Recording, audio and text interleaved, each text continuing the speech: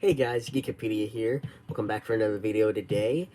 And I have for you today the full spoiler review of Spider-Man No Way Home. And I want to repeat that, it's a spoiler review. So if you don't want any spoilers, I suggest clicking off this video right now.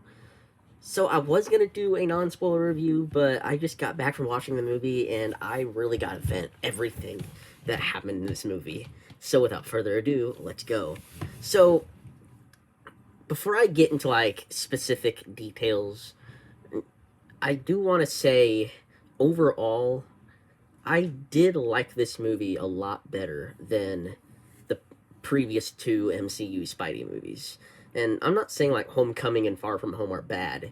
I'm just saying I just never really connected with them as much as I do with the older Spider-Man movies, which had Tobey Maguire and Andrew Garfield in them. It's like, and I'm not saying it's not okay for you to like them. If you think that Tom Holland's films are the greatest interpretation of Spider-Man ever brought to life, okay, that's your opinion. I'm gonna respect that.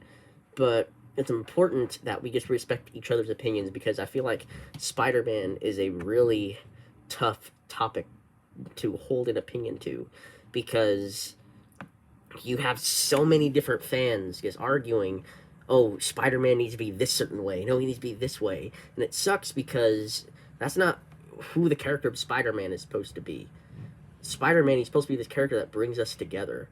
He was a big part in my childhood, and he still is a big part in my life as well. I love Spider-Man, and I just think it's really sad that a character as inspiring as Spider-Man has caused so many people just like to go nuts.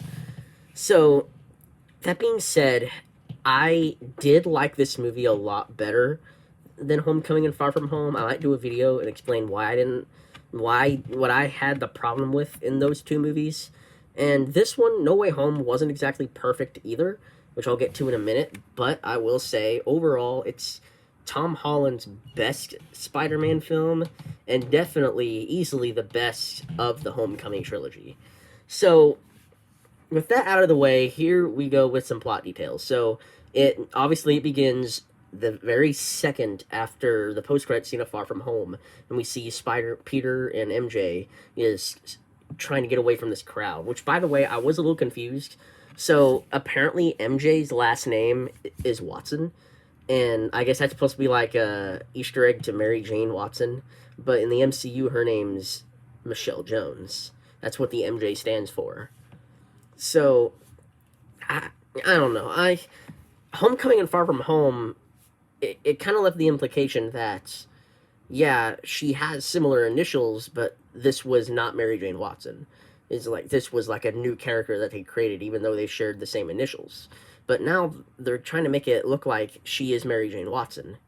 So it's weird. Is she Mary Jane, or are they gonna do an actual Mary Jane Watson in the future? It's like I don't know. That was one of my big negatives about this movie. I kind of feel like giving MJ the last name Watson was just kind of complicates a few things and kind of makes it a little confusing. Like I'm not saying it's bad. I liked the nod. It's just I don't know. I really think they should have kept Michelle or MJ as her own character, and then if they wanted to do Mary Jane in the future, then they could have easily done that. But that's just my opinion. So it cuts off, and yes, we do get a Daredevil cameo. Okay, he's Matt Murdock in this. He technically is the superhero Daredevil, so I assume the Daredevil Netflix series is still canon to the MCU, but we just don't see Matt Murdock suit up as Daredevil in this. We just see him in one scene acting as Peter's lawyer, and thanks to Matt Murdock, all the murder charges on Peter are lifted. So that was pretty cool.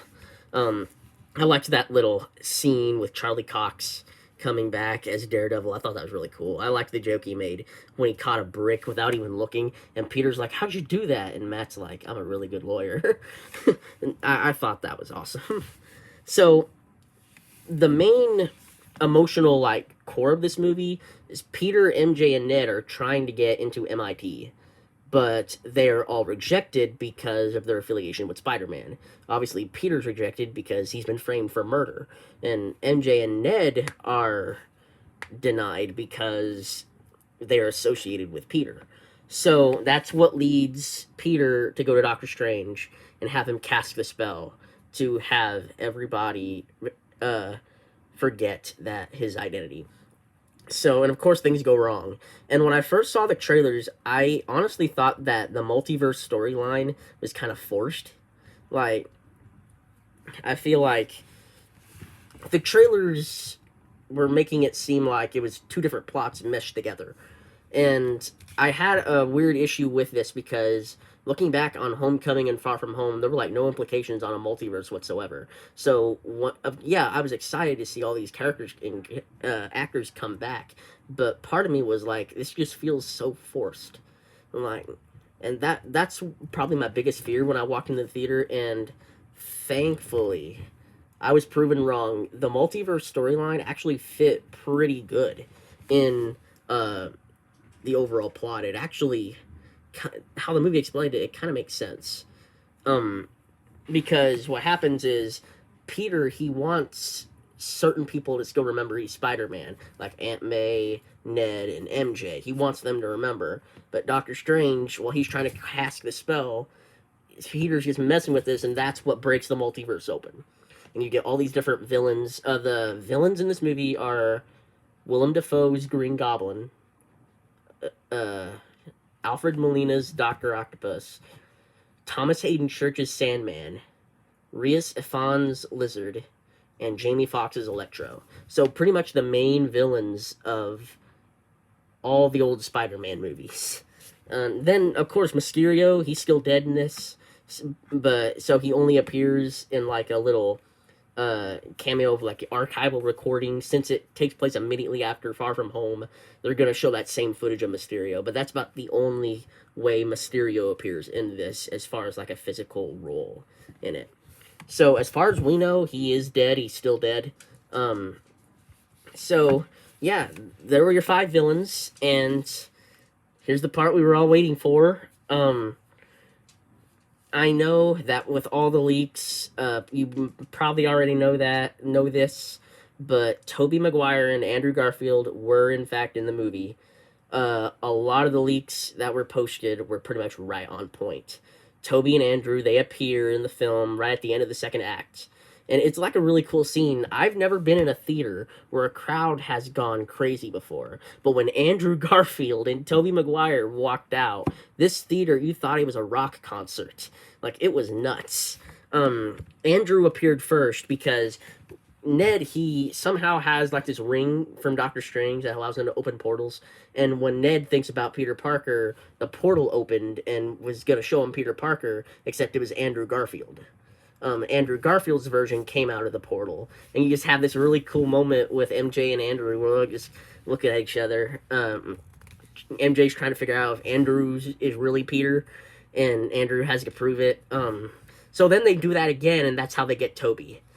So I guess I'm assuming that Tobey and Andrew were sent to the MCU as well. Like, I might have missed it, but the movie, I don't really think the movie specified on that.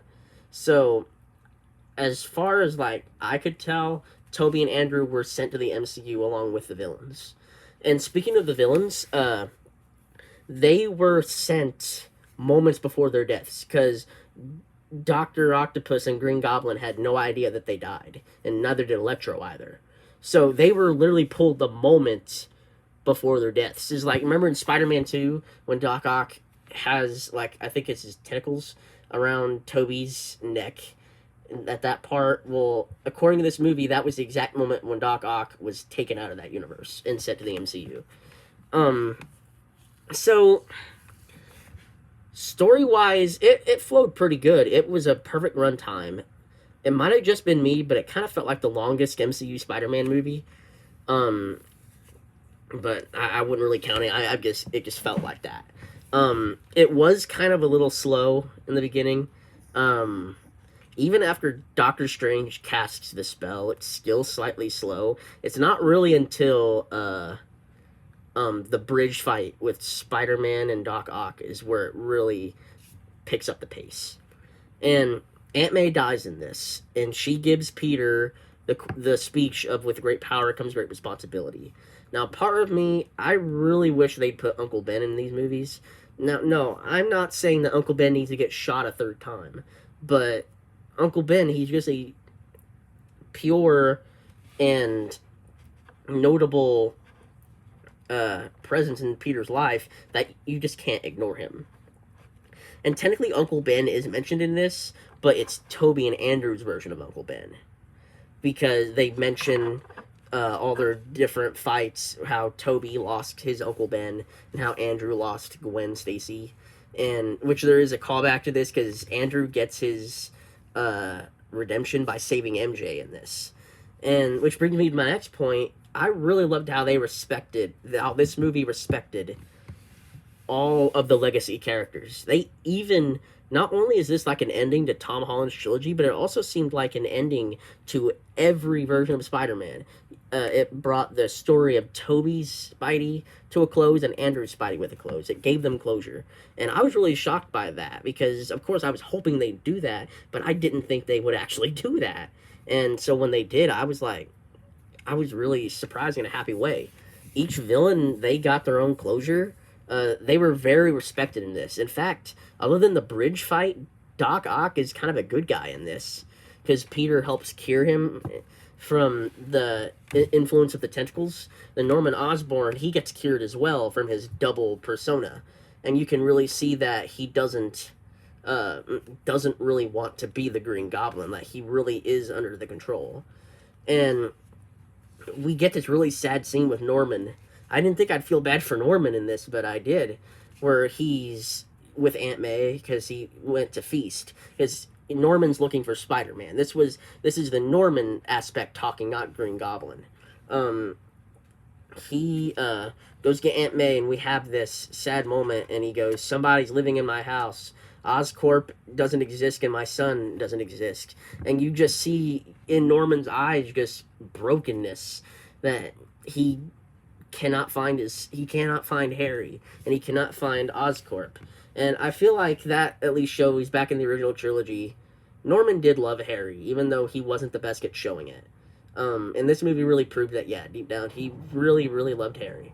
And of course, Harry's death and Venom, Topher Grace's Venom gets mentioned in this, and Rhino from Amazing Spider-Man 2 are in it.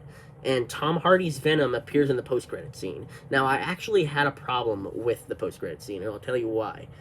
So, in the post-credit scene, Eddie and Venom are at a bar learning about all this stuff, and then all of a sudden, they're sent back to their world, but a piece of Venom is left behind. Venom goes back with Eddie, but a piece of Venom stays behind in the MCU, and apparently that's gonna be the origin of MCU Venom.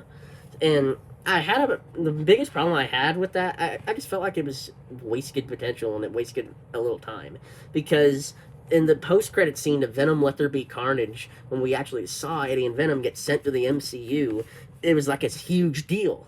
Like, we thought, oh wow, they're crossing it over like this, but they just send them back. It's like a month later, like 2 months later, however long it's been. And then I feel like it also creates a plot hole as well, because doesn't that little tiny piece of Venom count as like a spawn? And if that's the case, then it wouldn't be Venom. Like, it'd be like something more like Carnage in a sense. Whereas Carnage was Venom's offspring, this thing should be his offspring as well. That's just me. I don't know. I feel like I really wanted to see Tom Holland and Tom Hardy go at it. But yeah, that's my thoughts on it, you guys. I really like this movie. I'll give it an A-. Best MCU Spider-Man movie. I really like Tom Holland, and I know I probably haven't tried to be open-minded with his films, and I try to give him a chance. I really think Tom Holland is amazing as Spider-Man. Theoretically, he's the perfect actor to play Spider-Man. It's just, I just haven't liked his movies as much as I wanted to. You know, when you have that feeling where everybody likes something but you don't, like, but you desperately want to like it? That's me with the MCU Spider-Man movies. I want to like them so bad, but I just can't. I can't because they don't connect with me. But I will say No Way Home did at least improve on that. I did really like No Way Home. In my opinion, it was a vast improvement over the previous two films. and it really did connect with me on an emotional level as the previous two films did not, and as the all the other previous films did. So those are my thoughts on No Way Home. If you like this video, hit like, subscribe to my channel.